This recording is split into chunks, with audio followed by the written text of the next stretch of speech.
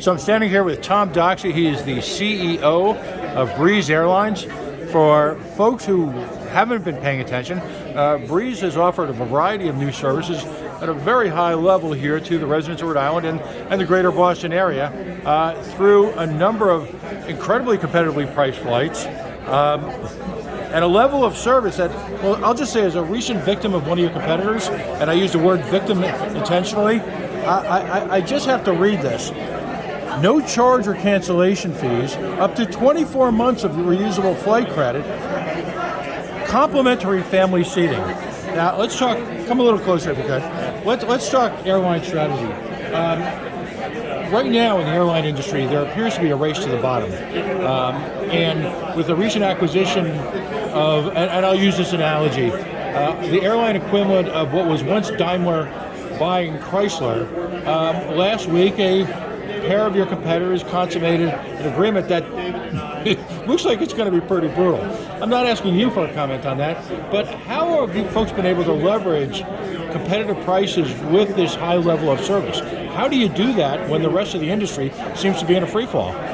Yeah, a big part, I'll stick to the Breeze story here. Right, a little louder for a lot of background noise. Yeah, so specifically, and why I'm excited to be here in Providence today, we fly nonstop from a convenient airport to whether it's a leisure destination or another convenient airport. Last night I flew from Charleston, South Carolina, up here to Providence. Mm-hmm. That's a convenient airport in a beautiful location to a convenient airport in a beautiful location. And the fact that we're flying nonstop with new airplanes into these very convenient, lower cost airports allows us to be able to offer directly to our guests lower fare options. And today we talked also about Savannah, we talked about Los Angeles as well, flying across the country, as well as the markets that we already have. It's an incredible opportunity for us, both for the people here in Rhode Island and in all of our destinations that will be flying to and from here from PBD, to be able to offer that affordable, fair, very flexible service. You mentioned the fact that families can sit together. You can cancel or change your flight up to 15 minutes before you leave without any change fees or without any cancel fees. Mm-hmm. The things that for a lot of years have caused people to enjoy less their airline experience, we're changing. It should feel different to our guests. Now, I mean, from an industry perspective, you're already set up largely to be an ideal takeover. How do you have a long-term plan to stay as an independent airline? Is that I mean, Frontier is obviously out there looking for a bride, particularly one that's going to up their game.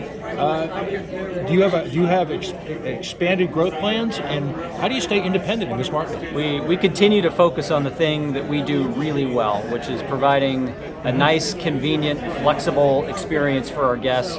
We've got incredible team members that deliver that experience. We're up to about 20 airplanes now. Right. Going to continue to grow, as the years go on. We've talked about having up to 8 airplanes based here in Providence, to have 20 weekly departures by the end of next year, and to have 20 different destinations by 2027. Right. That's what we're focused on today, is to be building something that's very different, very unique, that our guests are already telling us that they enjoy. Final 1 or 2 questions. I mean, for folks who haven't worked in the airline industry, the notion of a base is sort of they don't really understand it yet. Sure. I have family members who work in the industry. It's a significant capital investment as well as an employee investment. Talk about some of the numbers here and what it can mean to a place like Rhode Island. Sure. So a base of operations means that your pilots and your flight attendants, a good number of airplanes are based here. They live here. And that means we have really good paying jobs. Some of those jobs require college educations, but a lot of them don't. And really jobs isn't even the right term. It's careers. These are careers that we're bringing. The average pay is $90,000 for these jobs. This will be 200 to 250 jobs just here for the community in Rhode Island. So yeah, having a base versus just flying somewhere means significantly more investment, and it means investment in the local communities and in adding jobs and bringing assets and investment really here to the community. Excellent. Well, best of luck. I'm going to put you on the spot with one question. Okay. Is there any chance, any time in the future, for the love of God and all that is holy, for a DC shuttle? please, would you look at it? We're gonna continue to look at where people want to fly. How's that? It's a great non-answer for you. Fair enough. Listen, congratulations. Welcome to Rhode Island. Enjoy your stay. And if you're looking for travel tips, give us a call. Wonderful. Thank you.